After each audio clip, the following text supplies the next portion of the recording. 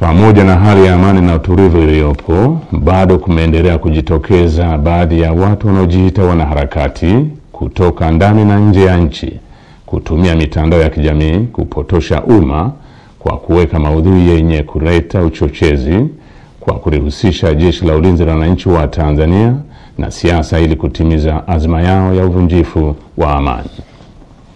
Jeshi la Ulinzi la Wananchi wa Tanzania linaomba umma wa Tanzania kupuuza machapisho au taarifa ambazo zimekuwa zikionekana kwenye mitandao ya kijamii.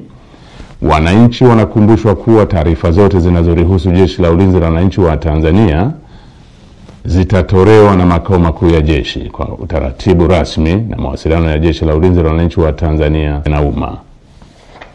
Jeshi la Ulinzi la Wananchi wa Tanzania likiwa sehemu ya vyombo vya ulinzi na usalama vyenye dhamana ya ulinzi nchini, linapenda kuhakikishia Watanzania wote hali ya amani, usalama na utulivu katika kipindi hiki cha kuelekea uchaguzi mkuu, wakati wa uchaguzi na baada ya uchaguzi mkuu. Asanteni kwa kunisikiliza.